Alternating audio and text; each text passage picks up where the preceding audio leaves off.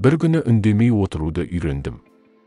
Үндемей отырғанда сағаттап еш үн қатпай отыра алатын болдым. Не үшін дейсіз бе?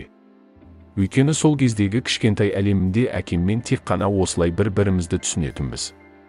Әкем жұмыстан үнемі шаршап келетін. Үйде күні бойы отыратын менің ішім пысып, оның келуін сабырсыздана күтетінмін. Ол есіктен кіре бере мойнына асылып, менімен ойнауын қалайтынмын. Әкем маңдайымнан сүйіп, иіскейді, ботақан, бөлмеңе барып ойна дейтін. Содан кейін әкемді тек қана анамның кешкі ас дайын, дастарханға келіңдер дегенде көретінмін. Дастархан басында анам екеуінің әңгімелеріне қыстырылысып, олармен бірге жарыса сөйлеу арқылы өзіме көңіл аудартқым келетін. Әкем ашуланатын, күні бойы адамдардың айқай-шуынан шаршап келемін, оған қоса сен миымды шіртпе дейтін. Анам да маған күні бойы сенімен әлек болдым, әкеңмен бір ауыз сөз айтқызбайсың ба не? Деп ұрсып, мені қайта өз бөлмеме жіберетін. Амалсыз көздерім жасаурап бөлмеме кететімін. Әкем артымнан, біздің заманымызда жеке өз бөлме деген ұғымда болмайтын. Мына балаға бәрін бердік, тағы не жетіспейді, осы түсінбеймін деп ызасын баса алмай ұрсатын. Шіркін, жеке бөлмем болмаса ғой, шіркін, үйіміз бір бөлмелі болса ғой, бәріміз үнемі бірге болсақ қой дейтінмін ішімнен. Кешкі астан соң әкем диванға жайғасып, теледидар қарайтын. Кейде мені шақырып біраз еркелететін. Сол сәтте теледидардан әкем үшін маңызды бір нәрсе көрсетіп қалса, сөйлегенді былай қой, қимылдауыма рұқсат етпейтін. Жүгіріп ойнағым келсе, дереу, өз бөлмеңе бар сөзін еститінмін. Сондықтан мен үндемесем әкеммен жақсы түсінісетіндей болдым. Сол кезден бері сөзді қажет етпейтін ойындар ойлап табуға тырыстым. Сурет сала бастадым. Әкеммен салған суреттерді ұнатып, осылай тыныш қана ойнасаң болады ғой дейтін. Суретпен байланысты сұрақтарыма әкем толық жауап бермей, көз қырымен ғана қараса да, енді бөлмеге барып ойна демейтін болды. Соңғы күндері ұлым сондай тәрбиелі болып жүр, ақыл кірген ау деп айтатын анам көрші таныстарына. Суреттер көбейген сайын бөлмені таза ұстау мүмкін еместі. Анам бөлмеңді жина деп бөлмеме қамап тастағанда жинауды неден бастарымды білмей қалатынмын. Уақыт өтсе де бөлмемді реттей алмай қиналатынмын. Анам бөлменің әлі жиналмай тұрғанын көріп сурет салуыңа тыйым саламын деді бір күні. Үндемегенімді тәрбиелігім деп түсінген атанам суреттерімді да қолымнан алса, мен не істеймін? Осыны біраз ойлап, ойымдағыны қағаз бетіне түсірдім. Әкем жұмыстан келген кезде онымен сөйлесуге ыңғайлы уақыт іздедім. Әдеттегідей кешкі асымызды іштік, бәрі өз ісімен айналысты. Әкем теледидар басына отыра бергенде, оған салған суретімді көрсеттім. Әкем суретке қарап өте жақсы салыпсың. Бұл адам мен болармын деді. Мен жоқ, ол адам менмін, ал сіз мына кішкентай баласыз дедім. Ол жоға, бұл адам менмін, сен мына кішкентай баласың, ал қасындағы қыз досың деді. Мен қайтадан жоқ, үлкен адам менмін, сіз суреттегі кішкентай баласыз, қасыңыздағы қыз анам дедім. Әкем менімен таласудан жалығып, солай-ақ болсын бізді неге кішкентай етіп салдың? Деп сұрады. Ойымдағыны түсіндіре бастадым. Мен есейгенде үлкен адам боламын. Жұмыс істеймін. Сіздер қартайып кішірейсіздер. Омыртқаңыз қисайып, көрші Доғдырбай ата мен Мариям апа сияқты кішкентай боласыздар. Мен жұмыстан үйге шаршап келетін боламын. Сіздер менімен сөйлескілерін келген кезде, жұмыста да басым қатқандықтан сіздерді естімейтін де боламын. Сіздер менімен қызықты бір әңгімелеріңізді бөліскілеріңіз келген кезде, мен бөлмеңізге барыңызшы, сәл демалайын дейтін боламын да барлық нәрселерін сатып аламын, тамақ, киім жайлы бөлмелері де бар. Осы не жетіспейді осыларға түсінбеймін деп ашуланатын боламын. Атанам маған сенбеушілікпен қарап көздері жасаурап тұрды. Естігендеріне сене алмай тұрды. Сосын мені қатты құшақтап, иіскеп, бетімнен сүйе бастады. Қанша сөйлесем де мені аяғына дейін тыңдайтын болды. Бірінші рет.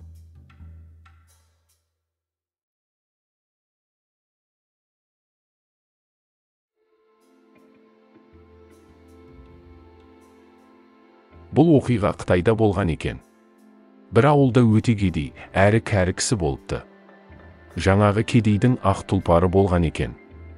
Оның тұлпарының сұлулығына сол елдің ханы ерекше тәнті болғандығы соншалық іштей қызғаныш отына өртеніп жүріпті.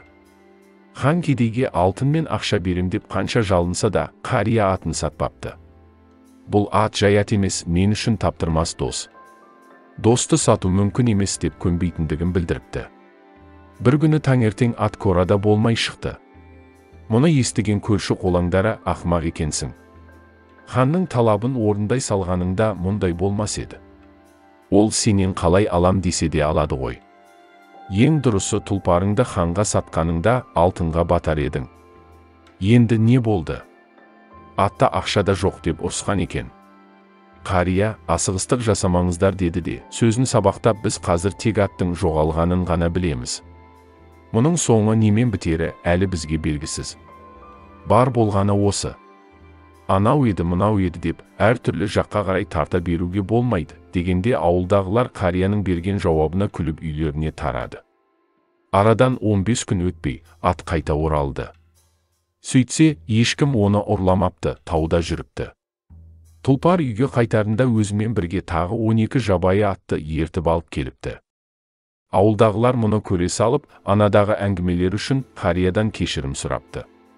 Оу, ақсақал, сіздің сөзіңіз жөн болған екен. Сіз үшін атыңыздың жоғалғаны бақытсыздық емес, бақ құсы болыпты. Сонда қария тағы да асығыстық жасап жатырсыздар. Ең дұрысы ат қайтып келді. Біздің білетініміз осы ғана. Кейін не боларын көре жатармыз. Кітаптың бірінші сөйлемін ғана оқып, ол кітап жайлы қалайша әңгіме айта аласыздар деп олардың сөздерімен келіспейтіндігін білдірді. Бұл жолы ауыл қауымы қарияны мазақтауға қысылса да, араларында кейбіреуі іштей алжыған болар деп тұрды. Бір апта өтпей, жабайы аттарға мінемін деп қарияның жалғыз ұлы аттан құлап, аяғын сындырып алады. Үйдің нанын тауып жүрген бала енді біраз уақыт төсек тартып жататын болды.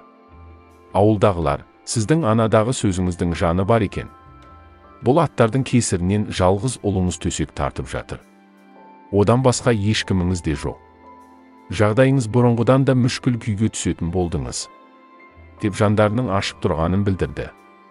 Сонда қария, сендер асығыс шешім қабылдайтын дертке шалдыққан екенсіңдер. Неге асығыстық жасайсыңдар? Баламның аяғы сынды. Ақиқат осы ғана.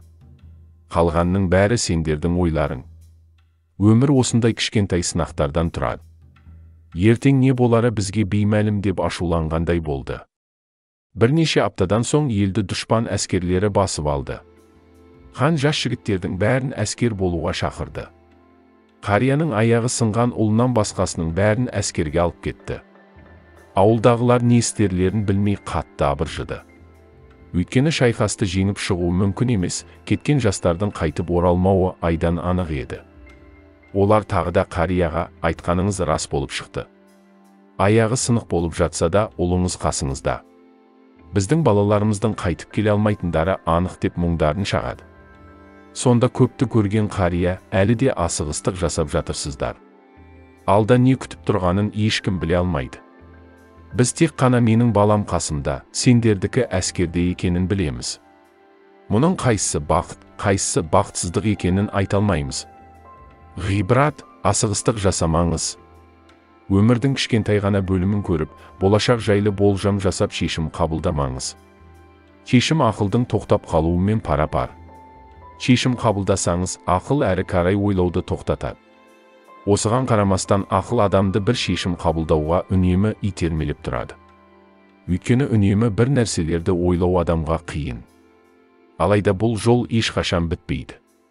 Бір есік жабылса, басқасы ашылады. Бір мақсатқа қол жеткізген болсаңыз, одан да жоғары тұратын бір мақсаттың барын көресіз.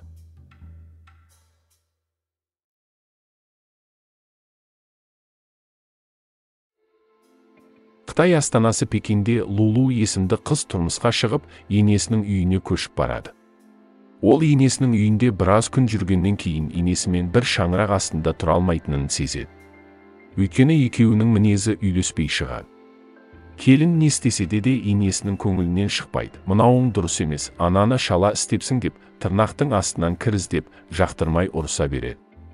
Bir айдан соң енесінің ұрысына одан әрі шыдай алмай келін өзінің сиқыр шөптерімен әйгілі Тәуіпке барады. Көз жасын тыя алмай өзінің мұңын шағады.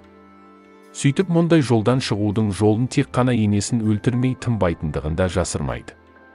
Тәуіп қыздың сұрауы бойынша арнайы шөп дайындайды.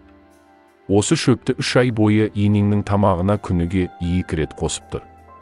Бұл шөп аз-аздан берілуі тиіс. Енеңнің өліміне сенің қатысың бар екенін ешкім білмеу үшін, осы шөп жайлы ешкімге айтпа және ешкімнің күмәнін туғызбау үшін енеңе 3 ай бойы жақсы қарап, оған жақсы көретін тамағынан беріп тұруын қажет деген ақылын айтады. Сол күні Лулу үйге қуанып кіреді. Ертеңіне енесіне жақсы көретін тамақтарынан күнде жасап, тамаққа аз-аздан қосып тұратын болады. Ешкім күмәнданбасын деп енесінің тілін алып, оған жақсы қарай бастайды. Енесі де келіннің өзгергенін байқап, одан әрі ұрыс үшін ешқандай себеп таппай қалады. Осылайша енесі келінді өз қызынан артық көріп, бауырына басады. Ененің осылай күрт өзгеретінін күтпеген Лулу, енесінің тамағына қосып жүргеніне өкінеді. Оның осы әрекетінен енесі қайтыс болатынына қатты ашынады. Тәуіпке барып енесінің өлуін қаламайтынын айтып, мүмкін болса берген шөптің әсерін жоққа шығаратын басқа шөп даярлауын сұрайды. Осыны естігенде Тәуіп күлімдеп, қызым осыдан 2 ай бұрын мен берген шөп емес, жай шөп болатын. Тамағында емес, мына басында еді. Сен енеңе жақсы сөз айтып, жақсы қарай бастағаныңда, енең де саған жақсы қарай бастады. Адамдардың сені жақсы көруін қаласаң, сен адамдарды жақсы көруін керектігін ешқашан есіңнен шығарма. Өйткені гүл берген кісінің қолында міндетті түрде гүлдің иісі қалады.